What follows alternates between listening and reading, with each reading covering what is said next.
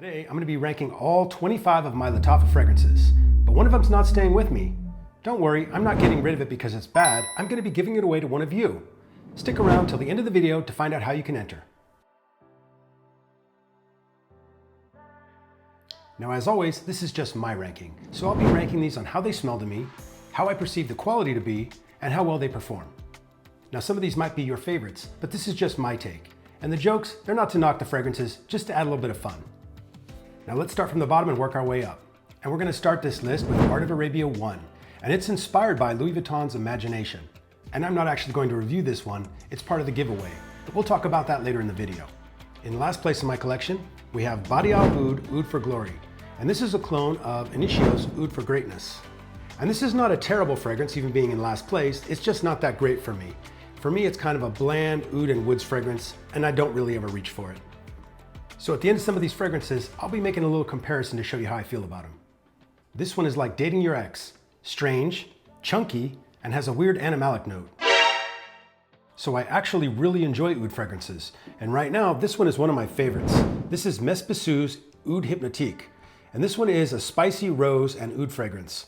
This one is a little bit expensive, but man, it is a 10 out of 10. Next up, we have Badi Al Oud's Sublime, and this is a clone of Kayali's Eden Juicy Apple, which I've never actually smelled. And this one has a really beautiful opening of apple, lychee, and rose. And then in the mid, you get a nice plum note.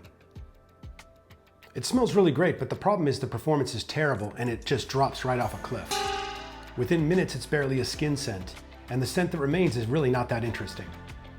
I compared this one to a weekend at Bernie's. It starts out fun, but then somebody get the sunglasses. And next up we have Nebris. This is a clone of a Billie Eilish fragrance. This is a warm, sweet gourmand fragrance, often described as a creamy vanillic scent with fruity and chocolatey undertones. This has a heavy alcohol hit when you spray it on, and that's a no-go for me. Then when it dries down, it's a more pleasant scent. But the thing is, it kind of smells like a candle. So I say this one is like a one-night stand. It seems like a good idea at the time. There's way too much alcohol involved, and you only wake up regretting all your life choices. At number 21, we have Artisan Ethnique, and this is a clone of Born to Stand Out's Sugar Addict. Same thing here, I respect the scent profile, it's just not necessarily something I want to smell like. It does smell better than Nebris though. And this one is a cinnamon, rum, chocolate, and oak moss fragrance. It's kind of unique, it's different. I mean, this smells good, but honestly, it's a decoration on my shelf and I'm never reaching for it. At number 20, we have Assad Zanzibar. And this one seems to get universal hate online. I recently purchased it and I kind of like it. Let's check the note card. This opens with sharp pepper and lavender. In the mid, you get salty coconut water with a touch of iris. In the dry down, you get a creamy vanilla and incense. This one smells decent but doesn't blow my wig back. So we'll say this one's like sleeping with your mouth open, choking, coughing, and left with a bad taste in your mouth. Next up on my list, we have Fakar Black. And this could have been higher up on my list. This is a clone of YSL Y's EDP. It's clean, fresh, and modern. And this one opens with apple, bergamot, and spicy ginger. The mid note introduces lavender and sage, giving it a shower gel-like freshness. The dry down has amber, wood, and tonka bean for a subtle sweetness. Now this is a nice, clean, safe, wear-anywhere fragrance. But the original fragrance can come off as a little bit too safe and generic. This one's like watching the Titanic movie. Impressive and dramatic, but by the third act, you're just waiting for the ship to sink. At 18 is a new addition to my collection. This is Dynasty. And it's kind of hard to rank this one because it's very unique and it's so new that I'm still getting used to it. And this one has potential to move up much higher on this list. Dynasty opens fresh and spicy. The mid is what this fragrance is known for. It has a signature rooibos tea note and smooth suede. In the dry down, cashmere, amberwood, and cedarwood add a musky, earthy richness. This one's like dating your high school prom queen. Fresh, beautiful, and comes with a crown. At number 17, we have Art of Arabia 3. This is a clone of Clive Christian's Blonde Amber. And even though we're only in the middle of the list, these fragrances are getting pretty good. This one is a warm, resinous fragrance with a lot going on. If you take a look at the note card, you'll see what I mean. Based on these notes, I will say this one feels like dinner at a cheesecake factory. Looks great, I only kind of like it, and there are far too many weird things on the menu. Oh, for God's sake. Next up, Badi Al Oud's Honor and Glory. This one smells like pineapple and creme brulee. Some compare it to a pina colada. I spray this one on my sheets or as a room air freshener. I rarely wear it though. It does smell great, and I would understand if you really like this one. Honor and Glory? More like honor and boring. It smells like creme brulee, which sounds great until you realize you're wearing dessert. Next at number 15 is Habik for Men. This is a fresh, fruity, floral fragrance, and it's a clone of a discontinued Jean Paul Gaultier fragrance. This one's pretty complex and there's a lot going on. I'm still not sure how I feel about this one, but the quality is undeniable. It opens with cardamom and pepper mixed with fresh bergamot and artemisia. The mid reveals lavender, sage, and cinnamon, while the base settles into creamy sandalwood, patchouli, tonka bean, amberwood, and musk. This one is like attending a Fish concert. Weird, disconcerting, and far too much patchouli. Number 14 on my list, this is Liam, or Liam Silver, or Liam Gray. This is a clone of BDK's Gris Charnel. This is a cozy blend of warm spices, creamy sandalwood, and sweet black tea. Like a fancy spiced chai tea latte. That's how I would describe it. It's very smooth. And I enjoy it quite a bit, but I never wear it. Liam is like wearing a pressed white shirt to a party. Safe, pleasant, but ultimately forgettable. At number 13, we have Art of Universe. And this is a clone of Ex Nihilo's Blue Talisman. This is a unique and interesting fragrance, but it's kind of hit or miss depending on my mood. This is a bright citrus and ginger fragrance with musky woods and an amber dry down. But it's done in such a unique way that many describe the opening as fizzy. It's a strange fragrance, and I actually like it. This one reminds me of the movie Inception. There's layers, twists, and complexity, and you're still left wondering what happened at the end. At number 12, we have one that I just picked up for this list. This is Al Nashama Caprice, a clone of YSL's Blue Electrique.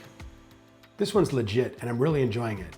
Now, it's not super unique, but it's very smooth, and it's super versatile, and you can wear it anywhere. Al Nashama Caprice has citrus and lavender, with geranium and mint sitting on a woody amber base.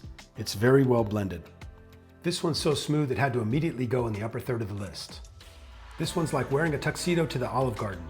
You look fancy, you feel fancy, but at the end of the day, you're still just waiting for your next basket of breadsticks. And at number 11, and right outside the top 10, we have a classic. This is Assad, and this is a clone of Dior Sauvage Elixir. Now this one only came out in 2021, but at the rate clones have evolved and the way they've come out so fast, this one came out in the time of dinosaurs. And on that note, there's a new Assad Elixir that was just released.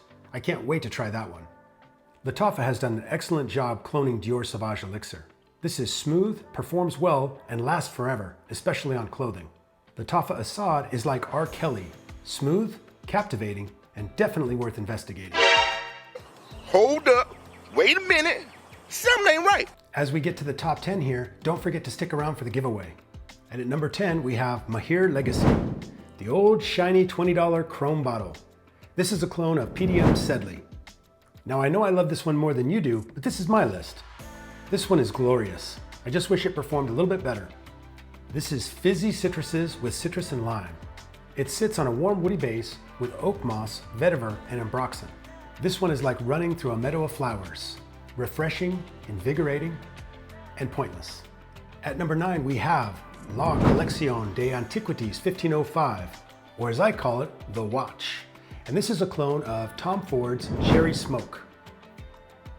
And this stuff is niche quality. It opens with a boozy dark cherry scent that will blow your socks off.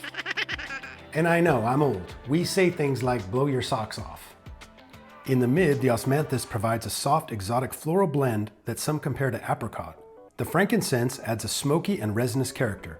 It is warm and sophisticated with a slightly leathery and woody finish. I absolutely love this stuff. Top 10 all day.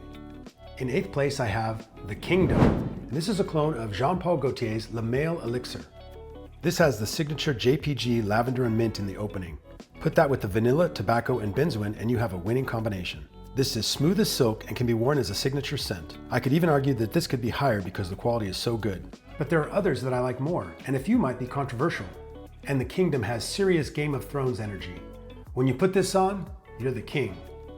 Just don't lose your head. At number 7, I have a personal favorite, and this one came out in 2016 when clone fragrances weren't that good.